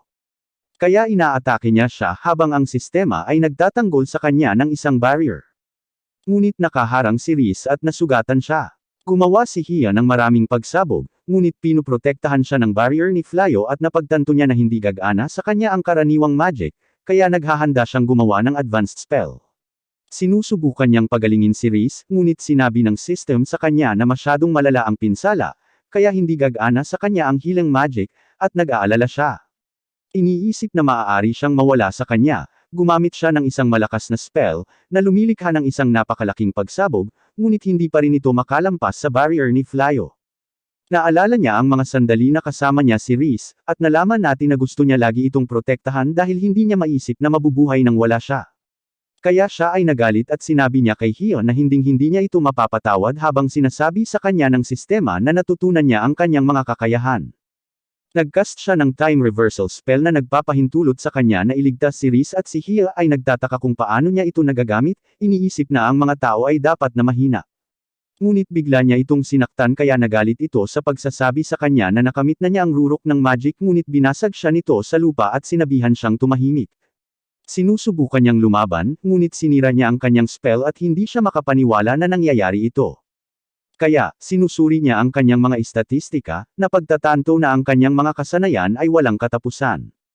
Patuloy siyang binubugbog habang napapansin niyang wala siyang pagkakataon. At gumaling si Reese, nagtataka kung bakit hindi siya nasugatan. Kaya, ipinaliwanag ni Bali Rosa na iniligtas siya ni Flayo, ngunit nagulat siya nang makita niyang sinisira niya si Hia. At sa tingin niya ay kahanga-hanga siya, alam niyang ginagawa niya ito dahil sa kanya. Pero naalala niya na hindi siya mahilig makipaglaban at lagi siyang maawin. Kaya't napagtanto niya na tuluyan na siyang nawala sa sarili. Nagsimulang matakot si Hia para sa kanyang buhay at humingi siya ng awa. Pero hindi siya mapapatawad ni Flyo sa pananakit niya kay Reese. Kaya nagpasya siyang sakalin siya hanggang mamatay. Ngunit sinabihan siya ni Reese na tumigil, sinasabi na gusto niya siya dahil mayroon itong mabuting puso. Kaya ayaw niyang makita itong nawawala ng kabaitan dahil sa kanya. Nagpasya siyang iligtas si Hia, at masaya siyang makitang okay na si Reese, dahil akala niya hindi siya makakaligtas. Nakita natin ang prinsesa habang isang grupo ng mga salamangkero ang nag-teleport sa kanya sa isang kagubatan at pinasalamatan niya sila sa kanilang tulong dahil alam niyang nire-recover pa ang kanilang magic. Kaya inutusan niya ang mga kabalyero na alagaan sila na nagsasabing kailangan niyang hanapin ang tunay na bayani ngunit biglang nabasag ang kanilang mga kwelyo. Kaya't napagtanto niya na nabigo ang Mijin na ibigay ang hiling.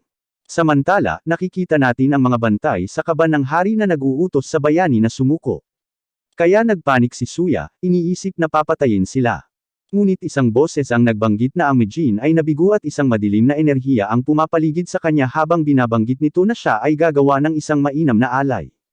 Napagtanto ng bayani na may mali at sinabi niya sa kanya na sa wakas ay malaya na siya, na nagsasabing siya ay nabuklod sa loob ng maraming siglo. Gumagamit siya ng spell para makapagpalit ng damit. Kaya, nalilito ang bayani dahil alam niyang hindi magagamit ni Suya ang magic. Gusto niyang pasalamatan ito sa pagpapalaya sa kanya. Kaya, gumagamit siya ng isa pang spell, na sinasabing ibibigay niya sa kanya ang kapangyarihan na gusto niya.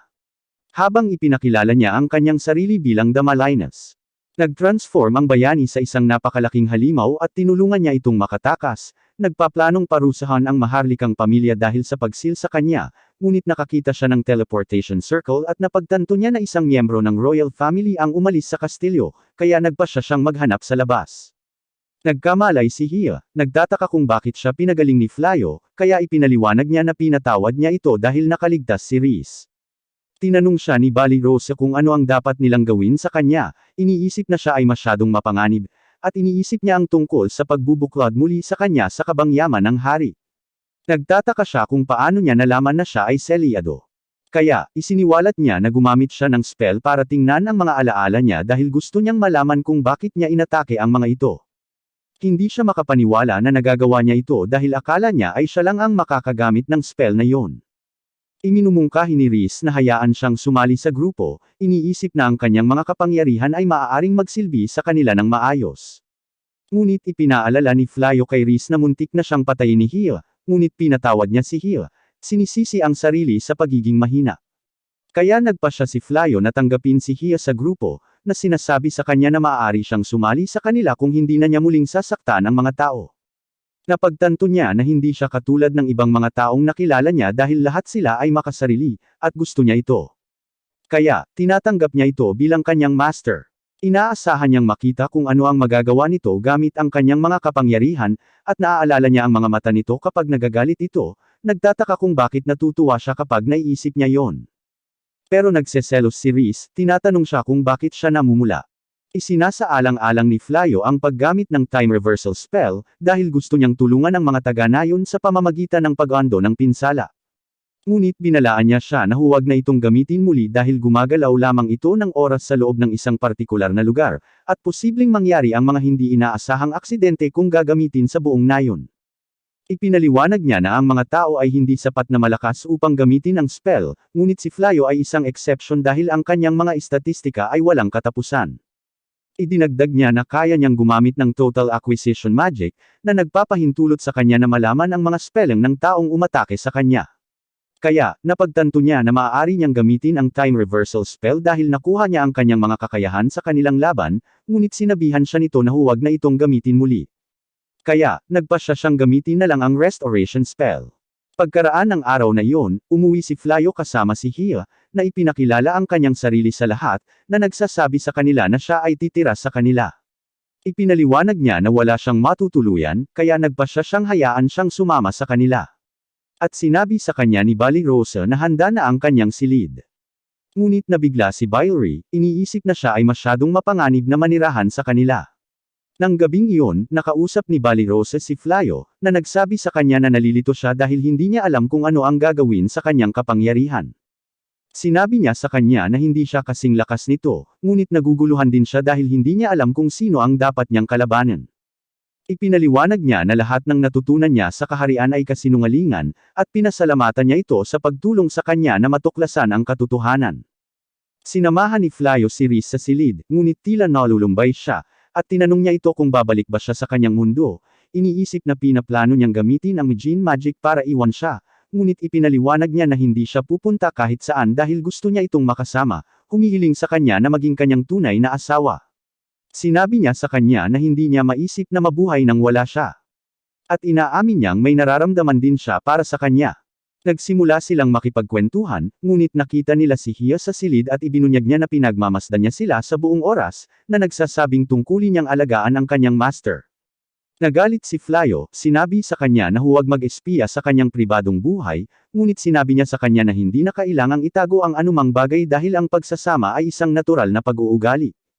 Nagalit si Riz at nagsimula siyang makipagtalo sa kanya habang nakikinig ang mga babae sa kanila, na pagtantong nag-aaway sila. Nag-aalok siya na gawin ang kanyang sarili na hindi nakikita habang pinapanood niya sila, ngunit tumanggi sila, na iniisip na mas malala pa yon. Nakita natin ang prinsesa sa bayan habang tinanong niya ang isang mangangalakal kung kilala niya si Flayo, ngunit sinabi niya sa kanya na hindi niya kilala, kaya umalis siya sa tindahan, iniisip kung saan niya ito makikita. Nakita natin ang grupo ni Flayo na nagsasaya sa pagkain habang inihayag ni Riz na si Hia ang naghanda nito. Nag-aalok siya na linisin ang bahay para sa lahat, ngunit napagtanto ng mga babae na ginagawa niya ang lahat, iniisip na wala silang silbi. Kinabukasan, nakita natin si Blossom na nagtatrabaho sa isang bukid dahil gusto niyang gawin ang kanyang bahagi para sa sambahayan. Nag-transform si Saib sa kanyang oso na anyo at tinutulungan niya si Blossom sa kanyang gawain habang nagtatrabaho si Bylri sa mga quadra, na nagpapakita na gusto niyang magtrabaho bilang isang kutsero, ngunit natigil siya sa pag-aalaga sa mga kabayo. Nalaman natin na si Bel Anu ay mula sa isang pamilya ng Royal Magi at tinuturuan siya ni Flayo kung paano gumamit ng mga pangunahing spell, kaya gusto niyang gamitin ang kanyang magic para matulungan ang lahat. Narinig niyang sumisigaw si Blossom, kaya nagmamadali siyang lumabas, napagtanto na isang magical beast ang sumisira sa field. Sinusugod siya nito, kaya gumagamit siya ng barrier para ipagtanggol ang sarili. Habang dumating si Balirosa, iniisip na patayin ang halimaw, ibinunyag niya na dinala niya ito doon, ngunit bigla itong nagngangalit. Kaya, sinakian ito ni Bylri at nagawang kakalmayan ito. Ang lahat ay humanga dahil nagawa niyang paamuhin ito, ngunit iniisip niya ang tungkol sa lupain sa kanilang paligid, at iniisip niyang bilhin ito para sa sambahayan. Nakikita natin si Flayo na naglalakad sa paligid ng bayan kasama si Riz, at ibinibenta niya ang kanyang mga produkto sa kanyang kasosyo sa negosyo, na nagmumungkahi ng paglalagay ng mga gemstones sa isa sa kanyang mga kalakal. Ipinaliwanag ng mga ngalakal na ang mga gemstones ay napakamahal dahil mahirap hanapin ang mga ito. Ngunit napagtanto ni Riz na isang anino ang tumatakip sa bayan at dumating ang bayani kasama si Damalinas. Kaya, ang mga taga-nayon ay nataranta, na natatakot para sa kanilang buhay habang napagtanto ni Flayo na ang lahat ay nasa panganib. Ang bayani ay nagngangalit at nakita ni Damalinas ang prinsesa na gumagamit ng spell para tanggihan ang kanyang mga bantay. Lumapit si Hia kay Flayo at sinabi sa kanya na nakadama siya ng masamang presensya at ipinaliwanag niya na ang halimaw ay isang tao ngunit siya ay kinokontrol ni Damalinas. Nalaman natin na si Damalinas ang dating pinakamalakas na salamangkero sa kaharian ngunit nagsimula siyang gumamit ng ipinagbabawal na salamangka kaya kinailangang tanggalin siya ng nakaraang bayani ngunit nanatili ang kanyang kamalayan sa kaharian. Kaya kinailangan nilang iselyo siya sa pedestal ng espada kung saan naselyuhan si Hia. Alam niya na muling nabuhay si Damalinas matapos siyang palayain dahil ginamit ng mga tao ang kanyang kapangyarihan upang mapanatili si Damalinas. Humingi siya ng pahintulot na alisin siya at pinayagan ito ni Flayo, ngunit sinabi niya sa kanya na unahin ang pagliligtas sa buhay ng mga taga-nayon. Papatayin na ni Damalinas ang prinsesa, ngunit biglang may sumabog nang dumating siya at sinabihan siya ni Damalinas na huwag makialam, ngunit ipinaliwanag niya na gusto niyang palayasin siya dahil iniistorbo niya ang kanyang master. Kaya inatake niya si Hia gamit ang isang spell, ngunit hindi ito umubra habang ipinapaliwanag niya na hindi siya maaaring sakta ng magic. Kaya sinunggaban siya ng bayani habang gumagamit si Damalinas ng fire magic, ngunit nagawa pa rin niyang ipagtanggol ang sarili. Kaya't si Damalines ay gumagamit ng isang ipinagbabawal na spell na nagpapalakas sa bayani, na nagiging sanhi ng kanyang pagiging malaki. Napagtanto ng prinsesa na maaari niyang sirain ang bayan at ang lupa ay umuuga habang siya ay gumagalaw, ngunit siya ay biglang lumiit habang ang magic ay naalis. Dumating si Flyo, ipinahayag na siya ang may kagagawan nito, at nakiusap si Hia sa kanya na hayaan siyang tapusin ang laban. Hindi makapaniwala si Damalines na nagawa niyang iwaksi ang kanyang magic, at gumamit si Hia ng spell para maalis siya, na nakulong ang kanyang kaluluwa sa isang pellet at ibinalik si Suya at ang bayani sa kanilang orihinal na anyo. Kinakain niya ang pellet habang iniisip ni Hio kung magiging okay ba siya. Kaya, ipinaliwanag niya na sinelyuhan niya si Damalines sa kanyang psychic realm, na sinasabing pananatilihin niya siya na dinidisiplina. Napagtanto nila na ang halimaw ay ang bayani, iniisip na nagdudulot siya ng gulo para sa lahat. Kaya, nagpasya silang iwanan siya sa mga kabalyero. Binati ng prinsesa si Flyo, ipinakilala ang kanyang sarili bilang Elizabeth, at pinasalamatan niya ito sa pagligtas sa kaharian, alam niyang hindi nila siya pinakitunguhan ng maayos. Kaya, humihingi siya ng paumanhin para sa kanilang mga aksyon. Ibinunyag niya na pinaalis niya ang bayani dahil wala na siyang silbi at nagpunta siya sa bayan upang hanapin si Flyo, inanyayahan itong maging tunay na bayani ng kaharian, ngunit tumanggi ito, na nagsasabing ayaw niyang makipaglaban para sa mga tao dahil gusto lang niyang tamasahin ang isang mapayapang buhay kasama si Rhys. Bumalik sila sa kanilang tahanan at tinanggap siya ni Bylry, sinabing gusto niyang palawakin ang kanilang lupain dahil plano niyang magparami ng mga magical beast. Ipinaliwanag ni Blossom na ang mga lupain ay maaari ding gamitin sa pagtatanim ng mga gulay, na maaaring ihatid ni Bylry gamit ang kanyang mga hayop. Ngunit naisip ni Rhys na hindi susunod ang mga hayop sa mga tao, kaya iminumungkahi niya na gumamit ng mga normal na kabayo. Ngunit ipinaliwanag ni Bylry na ang mga kabayo ay mahal, na sinasabing posible na paamuhin ang mga magical beast. Sa tingin ni Flyo na ito ay isang magandang ideya, ngunit ipinaliwanag niya na ang mga lupain ay nagkakahalaga ng napakamahal at ang mga batang babae ay hindi kayang bayaran ito. Kaya't nag-aalok siya na bilhin ito para sa kanila, na nagsasabing maaari nilang bayaran siya sa pamamagitan ng pamamahala sa lupa at pagbibigay sa kanya ng bahagi ng kanilang mga kita, at sa palagay nila ito ay isang magandang ideya. Sinimulan ng mga batang babae ang pag-aararo ng lupa habang nagmumungkahi si Flyo na magtanim ng mga gulay na mahirap hanapin sa lugar. Ipinaliwanag niya na maaari niyang gamitin ang kanyang magic para tulungan sila, ngunit tumanggi si Blossom, na nagsasabing ayaw niyang umasa sa kanya. Binanggit ni Hia na maaari siyang gumamit ng spell para tulungan sila. Ngunit ipinaliwanag ni Blossom na ang mga gulay ay masarap lamang kung natural na lumaki. Kaya gusto niyang alagaan sila ng walang magic, ngunit nais ni Belle na makita ang magic ni Hia, na inihayag na nagtatrabaho siya ngayon bilang isang instructor sa isang magic academy. At nagpapasalamat siya kay Flyo sa pagtuturo sa kanya ng mga pangunahing kaalaman. Inihayag niya na nag-aaral pa rin siya ng mga bagong spell, at napagtanto niya na magagamit ang magic para gawing mas madali ang buhay.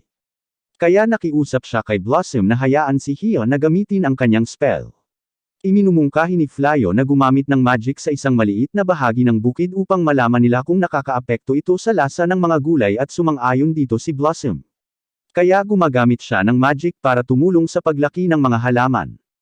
Habang binanggit ni Flyo na gusto niyang buksan ang kanyang tindahan sa hinaharap at nangako si Rhys na susuportahan siya, sinabing tatawagan niya ang kanyang mga kaibigan para bumili ng kanyang mga paninda.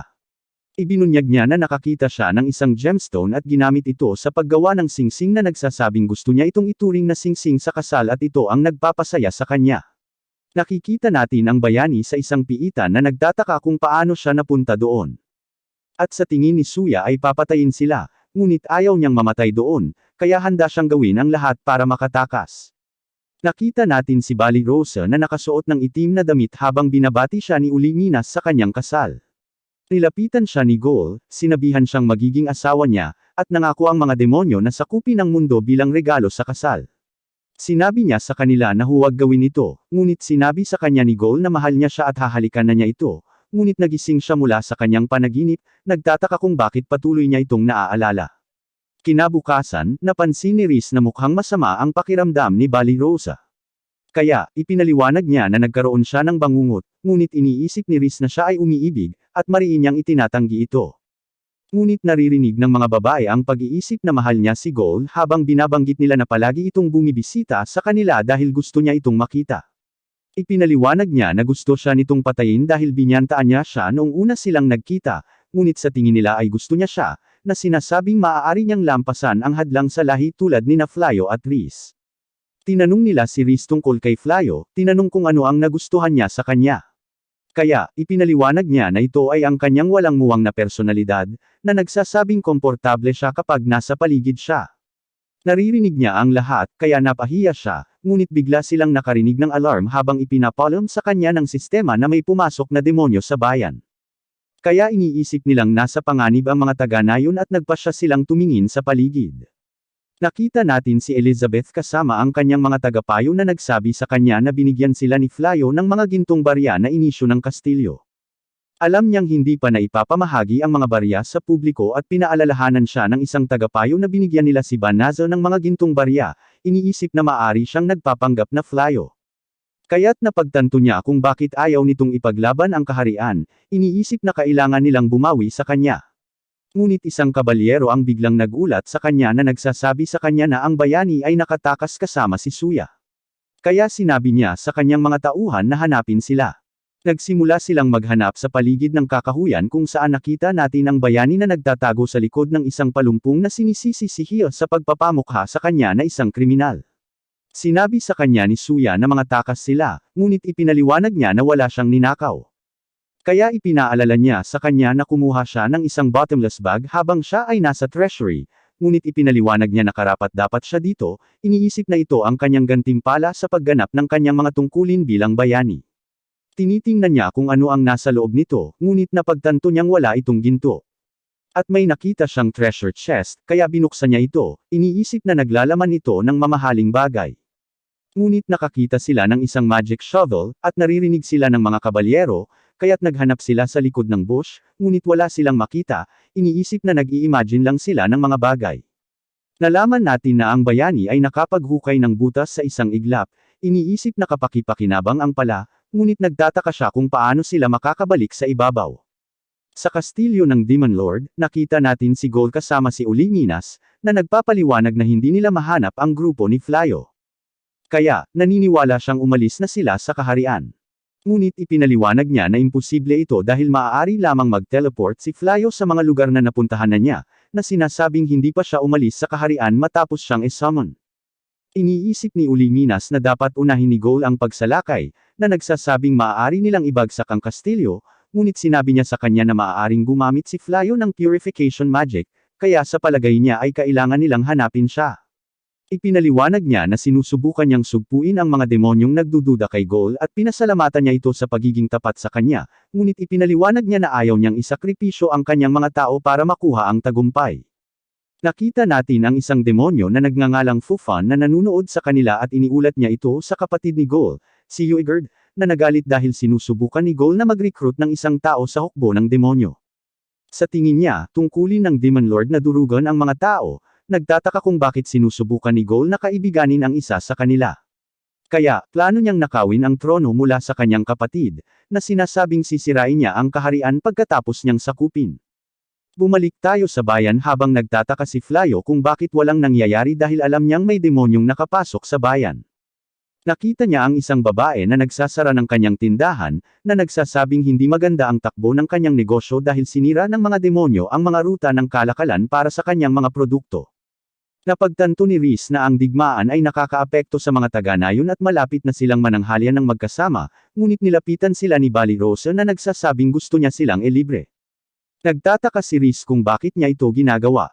Kaya ipinaliwanag niya na tumaas ang kanyang ranggo ng adventurer, na nagpapasalamat sa kanila sa pagtulong sa kanya na umunlad.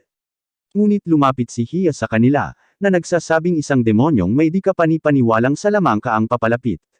Kaya naghahanda siyang lumaban, ngunit sinabihan siya ni Reese na huminto at nakita nila si Gold na papalapit, na pagtantong siya ang nag-trigger ng alarma. Nagpasya silang kumain kasama siya habang sinasabi niya kay Balirosa na masaya siyang makita siyang muli, ngunit nabigla siya, napagtanto na ang kanyang panaginip ay isang premonition. Ipinaliwanag ni Gold na gusto niya ang pagkain ng tao dahil mas masarap ito kaysa sa mga gawa ng mga demonyo. At ibinunyag niya na nagpunta siya roon upang mangalap ng intel, na nagsasabing gusto niyang sumama sa kanya si Flayo. Ngunit si Balirosa ay nabalisa, iniisip na sinusubukan niyang sirain ang kanilang buhay.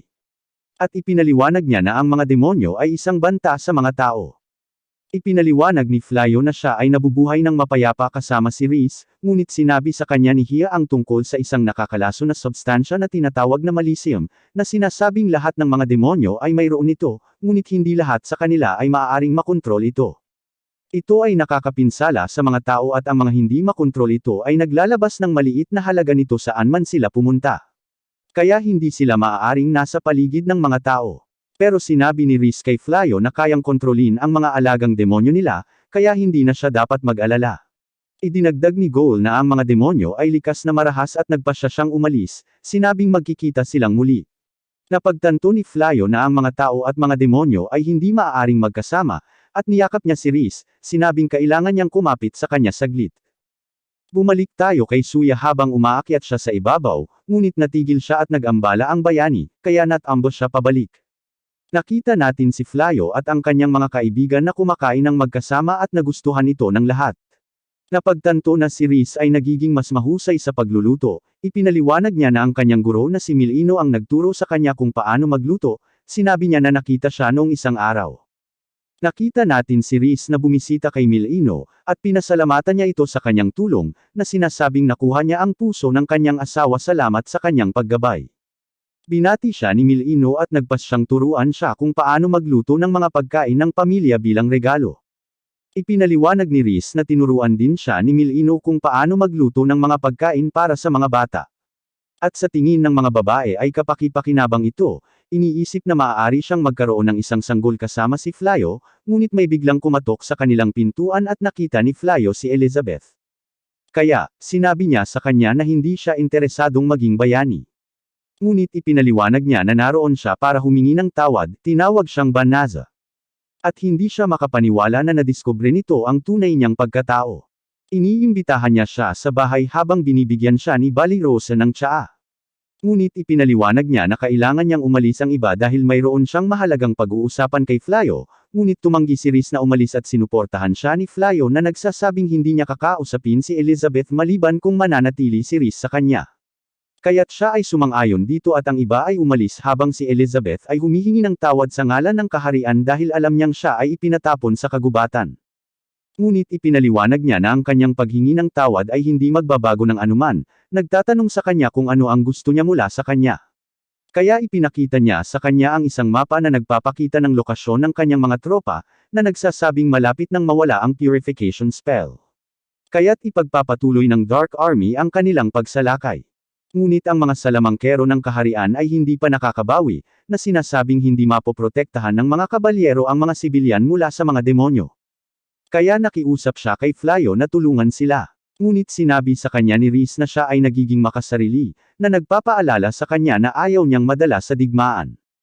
Ipinaliwanag ni Elizabeth na malapit nang magising ang hari at ipapadala niya ang hukbo upang arestuhin si Flayo, iniisip na nakikipagsabuatan siya sa mga demonyo.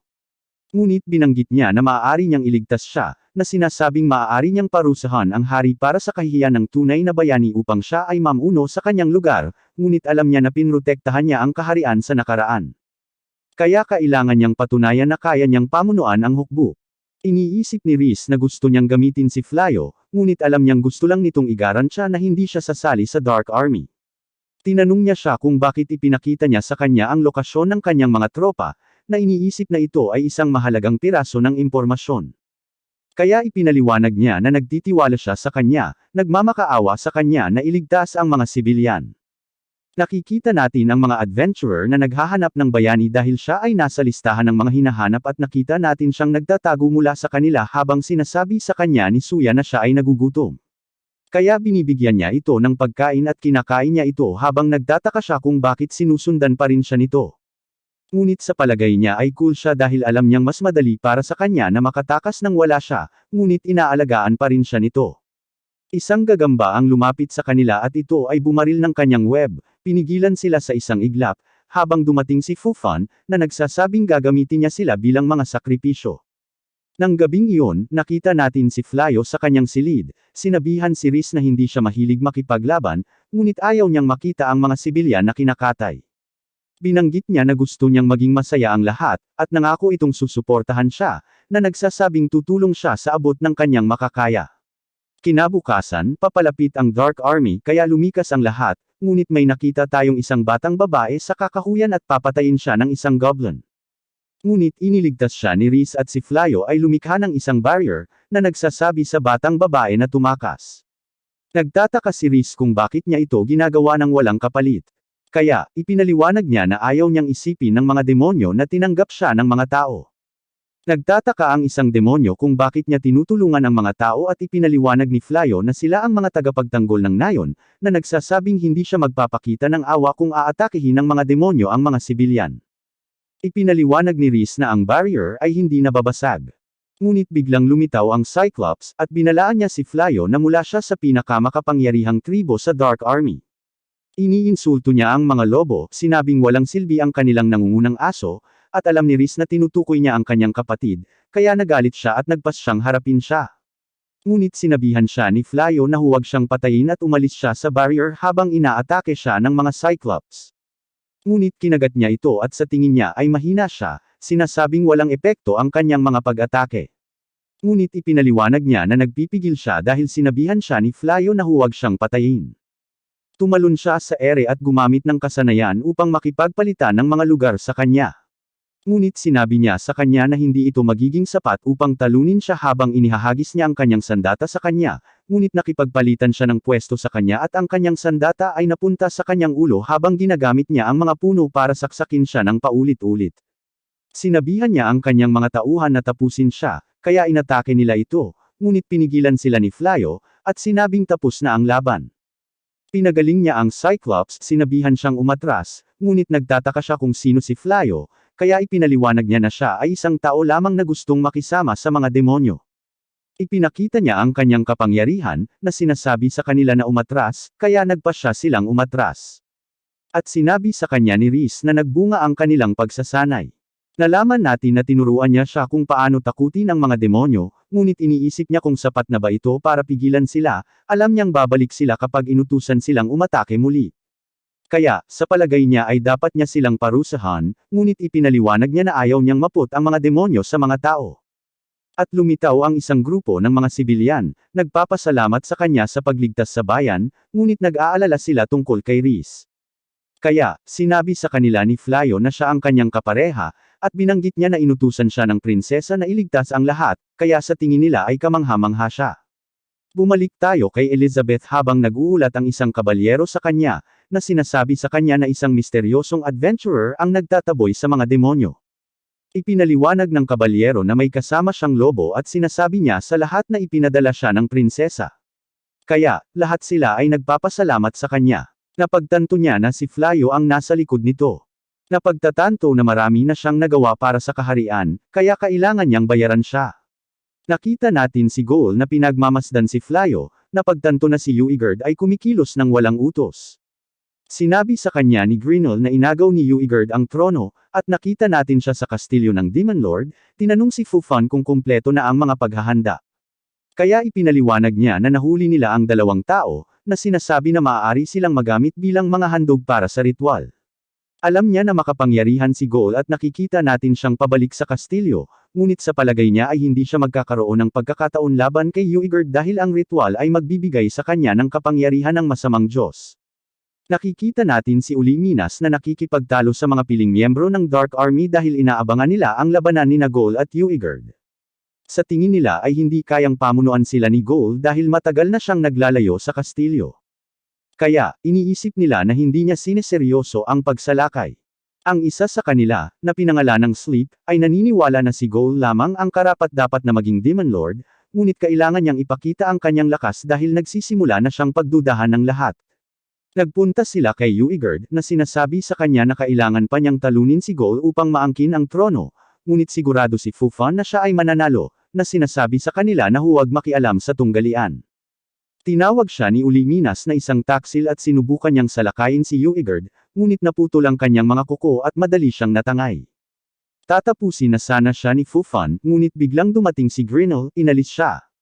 Habang papasok si Goal, hinahamon siya ni Uigard sa isang tunggalian, ngunit sa tingin niya ay walang kabuluhan ito. Kaya, ipinaliwanag ni Uigard na iniisip ng kanyang mga tauhan na hindi siya karapat-dapat na maging Demon Lord dahil patuloy siyang nakikipag-hangout sa mga tao, kaya iniisip nila na pinagtaksilan niya sila. Tinanong niya ang mga piling demonyo kung sumasang-ayon sila sa mga pamamaraan ni Uigard, dahil inutusan ni Uigard ang hukbo na salakayin ng kaharian ng walang pahintulot niya, ngunit nananatili silang tahimik. Kaya, inactivate niya ang kanyang demonyong singsing at iniisip ng lahat na lalaban siya para sa trono. Ngunit bigla niyang tinanggal ang kanyang singsing at ibinigay niya ito kay Uigard, sinabing ayaw na niyang maging Demon Lord dahil hindi natutuwa sa kanya ang kanyang mga tauhan. Ngunit iniisip ni Uigard na kinukutya niya siya, na sinasabi sa kanya na lumaban tulad ng isang lalaki. Kaya pinalayas siya ni Gaul at nahuhulog siya sa bangin. Ipinaliwanag ni Gaul na ginawa niya ito para kay Uliminas at umalis siya sa kastilyo habang iniisip ng bayani ang pagtakas kasama si Suya. Pagkaraan ng ilang oras, binisita ni Gaul at Uliminas si Flayo at ipinaliwanag nila ang kanilang sitwasyon na iniisip kung maaari silang manatili sa kanyang bahay dahil mahirap na sila at wala na silang ibang mapupuntahan. Ipinaliwanag niya na kailangan pa niyang makipag-usap sa iba. Ngunit sa sandaling iyon, sumama sa kanila si Balirosa at hindi siya makapaniwalang kasama nila si Gaul. Kaya natakot siya habang hinihingi ni Flayo ang kanyang opinyon. Ang mga babae ay nagtitipon sa silid habang sinasabi sa kanila ni Gaul ang tungkol sa kanyang sitwasyon, sinasabing hindi na siya ang Demon Lord at hindi siya maaaring manatili sa teritoryo ng demonyo. Ipinaliwanag niya na si Flayo lamang ang kanyang kaibigan sa kaharian, kaya nagpasya siyang humingi ng tulong sa kanya. Nangako siya na hindi niya sila ilalagay sa panganib, na sinasabing hindi siya ang kanilang kaaway, ngunit hindi makapaniwala si Riz na naghihirap siya. Kaya, ipinaliwanag ni Uliminas na ibinigay niya ang lahat ng kanyang pera sa mga sundalong tapat sa kanya dahil umalis din sila sa Dark Army noong siya ay nagbitiw. Sa tingin ni Gaul ay karapat-dapat sila, ngunit sa tingin ni Uliminas na siya ay walang muwang, na sinasabi na ito ang dahilan kung bakit tumigil ang mga demonyo sa paniniwala sa kanya. Ngunit ipinaliwanag niya na kinuha niya ang trono mula sa kanyang ama dahil hindi siya sang-ayon sa kanyang mga pamamaraan. Kaya naman, napilitan siyang magbitiw nang tumigil ang ibang mga demonyo sa pagsuporta sa kanya.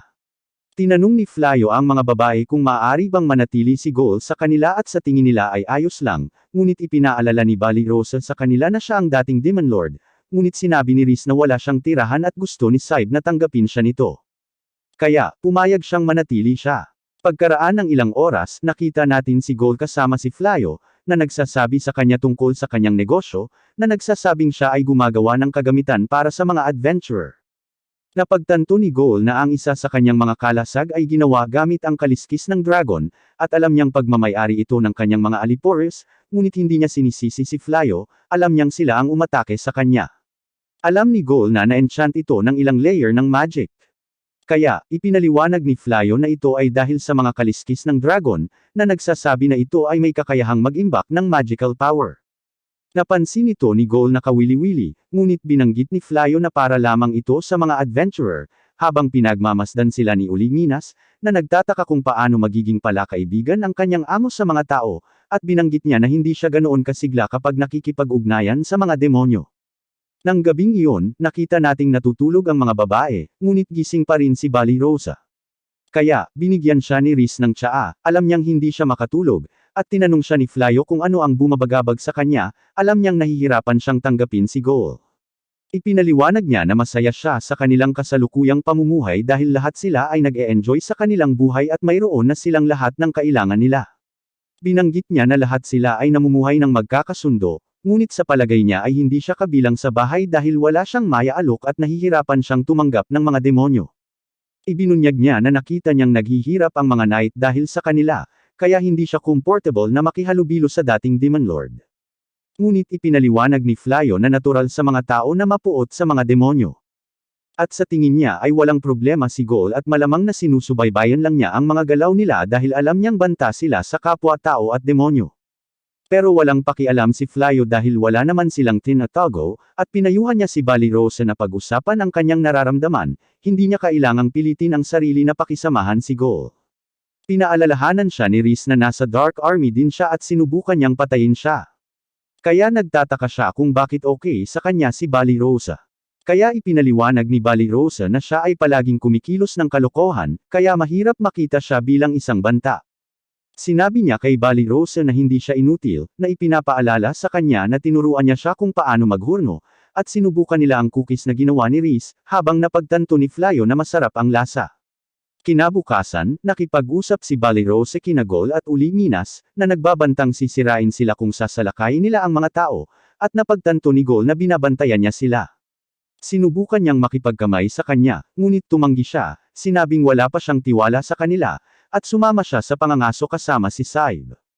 Samantala, nakita natin na nakatakas ang bayani kasama si Suya, at naisipan nilang bumalik sa bayan upang maibenta nila ang mga hiyas na ninakaw nila sa kaba ng bayan. Ngunit ipinaalala ni Suya sa bayani na siya ay isang taong hinahanap. Kaya, ipinaliwanag niya na plano niyang umalis sa kaharian pagkatapos niyang ibenta ang lahat. Nakita natin si Uigard na nagrereklamo dahil natatalo ang Dark Army. At ipinaliwanag ni Fufan na nahihirapan silang malampasan ang mga bitag na itinanam ng mga tao. Ngunit nagalit siya, sinabing hindi ito dapat maging problema para sa Dark Army. At iminumungkahi niya na masira ang mga ito sa kanilang napakaraming numero. Ngunit ang mga elite na demonyo ay nag-iisip na siya ay isang tanga dahil wala siyang diskarte, iniisip na si Gol ay mas mahusay kaysa sa kanya. Ngunit sinabihan sila ni Fufan na huwag mag-alala dahil may plano siya.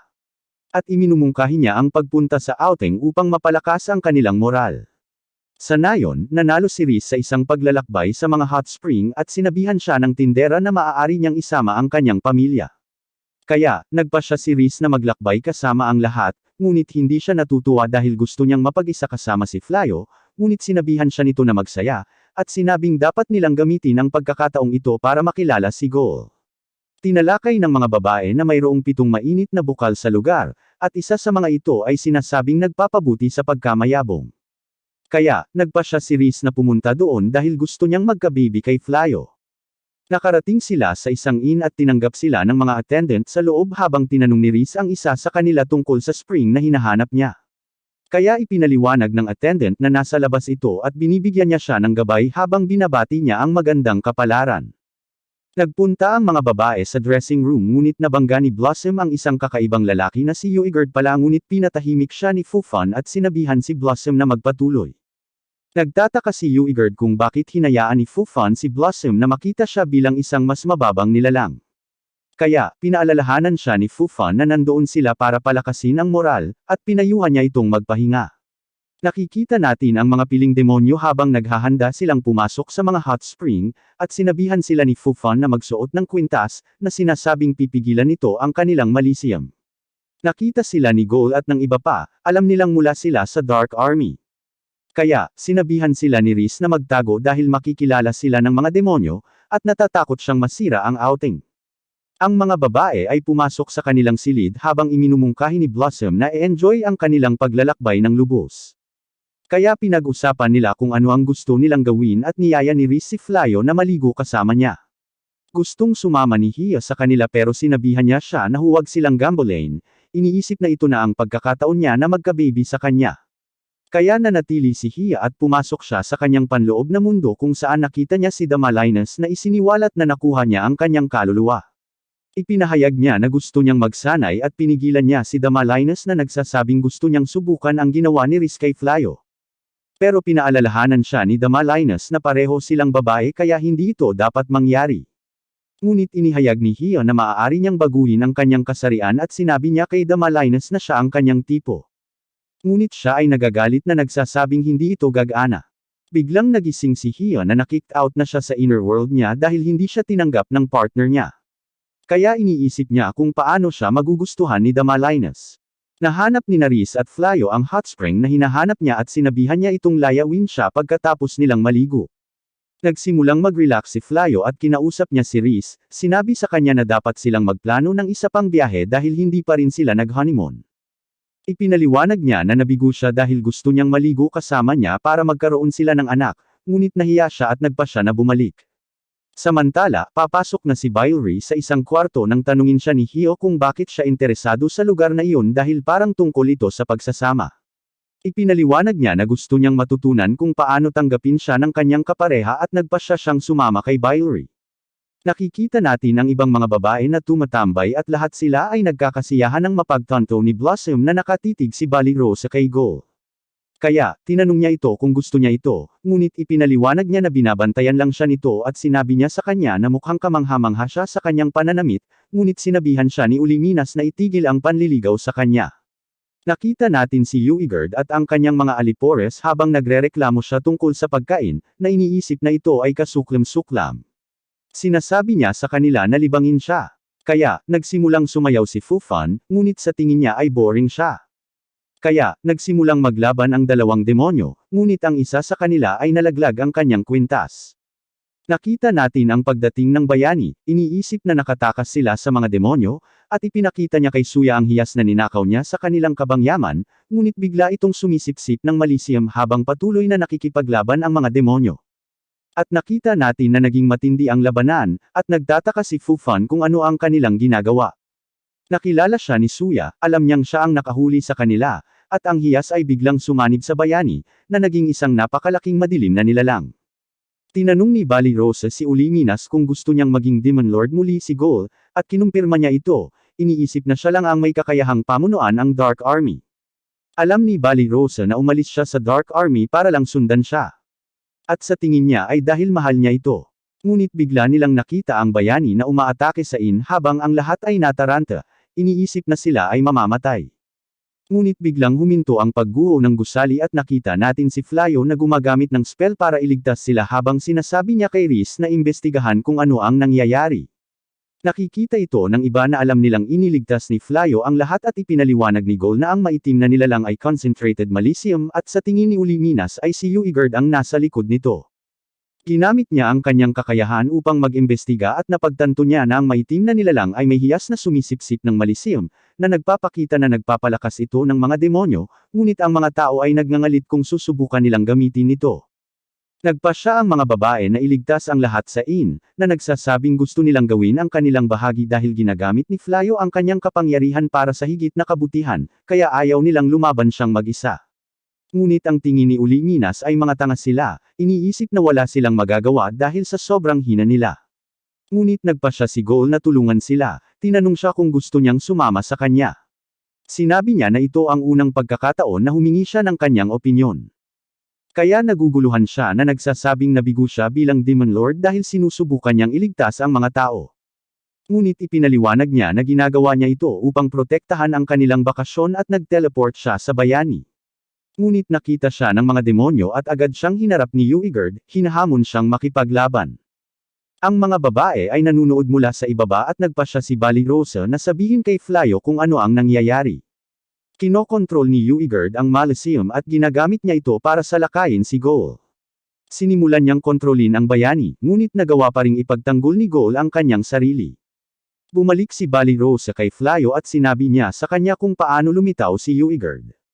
Ngunit sa palagay niya ay dahil si Gol ang humaharap dito, hindi niya kailangang mag-alala at nagpasya na tumuon sa pagprotekta sa gusali. Napansin ni Gol kung paano mahirap harapin ang kakayahan ni Uigard na kontrolin ang malicium at nakita nila ang bayani sa hiyas ng halimaw. Nagpasya si Riz na turuan siya ng leksyon para sa pag-abala sa kanyang paglalakbay. Kaya, gumagamit siya ng teleportation para makalapit at masuntok siya sa mukha. Nabasag ang hiyas at nahulog si Suya, ngunit nahuli siya ni Gol gamit ang kanyang salamangka, naaalala ang kanyang pangako na hindi sasaktan ang sinumang tao. Sinabihan ni Gol si Oruger na umatras, ngunit tumanggi siya at itinala kung paano nila likas na gawin ang anumang gusto nila bilang mga demonyo. Ipinagpatuloy nila ang kanilang laban, ngunit madaling naiwasan ni Gol ang kanyang mga pag-atake. Samantala, tinanong ni Uliminas ang iba pang mga demonyo kung ano ang kanilang ginagawa doon, ngunit sinabi nilang nandyan lang sila para sa hot spring at walang balak makipaglaban. Hinaranggan ni Gol ang mga pag-atake ni Uigard at gumamit siya ng reflection magic para gumanti. Ngunit sinabi ni Uigard na kailangan niyang matamaan upang i-reflect ang mga pag-atake, kaya nagpasya siyang gamitin ang kanyang buong lakas. Siya ay umaatake ng may higit na lakas, na nagsasabi kay Gol na siya ay hamina dahil sa kanyang kalokohan. Dinurog niya ang kanyang ulo, naghahanda na tapusin siya, ngunit bigla siyang hinawakan ni Gol at gumamit ng pamamaraan na umuubos ng lahat ng kanyang kapangyarihan. Nagtataka siya kung ano ang nangyayari, kaya sinabi sa kanya ni Gol na pansamantala niyang isinara ang kanyang malicium, na siyang pinagmumula ng kapangyarihan ng isang demonyo. Hindi makapaniwala si Uigard na may ganoong pamamaraan. Kaya sinabi ni Gol kung paano niya ito ginawang perpekto upang talunin ang nakaraang Demon Lord, ngunit ito ay orihinal na nilikha ng mga tao. Kaya't kung sasalakayin nila ang mga tao ng masyadong walang ingat, maaaring sila ang mapahamak. Nagpa siya ang may-ari ng hot spring na makialam, kinuha ang kanyang mga talisman at ang kanyang mga empleyado ay sumama sa kanya. Nagpaputok sila ng mga sinag ng liwanag at si Uigard ay nahuli at biglang pinigilan. Nakita natin na ang iba pang mga demonyo ay pinipigilan din at ang may-ari ay nagpahayag na ang kanilang mga damit ay enchanted kung sakaling may emergency. Sinabi niya sa kanila na nagdulot sila ng sapat na gulo at pinaalis niya silang lahat. Nakita natin si Rhys na patuloy na sinasampal ang bayani, ngunit inaangkin niya na inaalis lang niya ang malisium sa kanyang katawan. Pagkatapos noon, ginagamit ni Flyo ang kanyang time magic para i-restore ang gusali, at lahat ay tumulong para maibalik ang lahat sa mabuting kondisyon. Nakita natin ang bayani na itinaboy, kaya ginamit niya ang kanyang pala para makatakas, ngunit napunta sa isang mainit na bukal. Nagpapasalamat ang may-ari sa kanilang lahat para sa kanilang tulong, at natutuwa lang si Flyo na okay ang lahat. Bumalik silang lahat sa pag-enjoy sa mainit na bukal, at nakita natin si Flyo kasama si Goal. Inamin niya na palagi niyang nakitang kawili-wili si Flyo dahil hindi niya ginagamit ang kanyang napakalaking kapangyarihan para sa kanyang sarili, ngunit para sa kapayapaan sa pagitan ng mga tao at mga demonyo. Iniisip ni Flyo na hindi sapat na umasa sa magic. Kaya, nagtataka si Goal kung paano nila makakamit ang kapayapaan. Hindi sigurado si Flyo, ngunit naisip niya na sa pamamagitan ng paghahanap ng mga kaibigang maaasahan niya, gagawin niya ang kanyang makakaya sa tulong ng mga ito. Kaya, ipinangako ni Goal na tutulungan siya bilang isang kaibigan. Sabay-sabay na naghahapunan ang lahat at kumuha si Rhys ng isang espesyal na ulam na sinasabi sa kanya ng attendant na magbibigay sa kanya ng mas maraming enerhiya para sa kanyang gabi. Natutuwa si Ulinginas sa mga isda at pinasalamatan ni Balirosa si Goal sa ginawa niyang pagprotekta sa kanila. Lahat sila ay patuloy na nagsasaya at sa pagtatapos ng gabi, si Flyo at si Rhys sa wakas ay nakakuha ng pagkakataong mapag-isa. Nagtataka siya kung paano niya nakikita ang mga tao ngayon, kaya binanggit niya na hindi siya sigurado, ngunit sa tingin niya ay hindi na niya kaaway ang mga ito at talagang nagustuhan niya sila. Nagtataka siya kung bakit siya nagtatanong. Kaya napapansin niya kung paano niya iniisip na ang labanan sa pagitan ng mga tao at mga demonyo ay magiging mas matindi. Kaya gusto niyang patuloy na ipagtanggol ang mga bayan at maiwasan ang mga casualty. Humihingi siya ng tulong sa kanya, na sinasabi sa kanya na bantayan siya dahil alam niyang pupunta siya sa tamang landas kung siya ay nasa tabi niya. Nangangako siyang susundan siya saan man siya magpunta, na nagpapaalala sa kanya na asawa niya ito at gusto niyang maging ligtas ang mundo para sa kanilang mga anak. Magdamag silang magkasama at kinabukasan ay mukhang maganda ang mood ni Rhys. Napagtanto ng mga babae ang nangyari at nadismaya si Hio na hindi siya nakapanood. Bumalik silang lahat at pagkaraan ng ilang panahon ay nakita nating hinahanap pa rin ang bayani ngunit nanunumpa siyang babalik siya.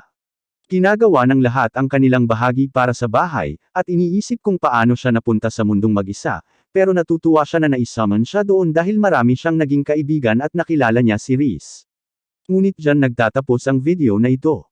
Tandaan na mag-like at mag-subscribe sa channel. Salamat sa panunood.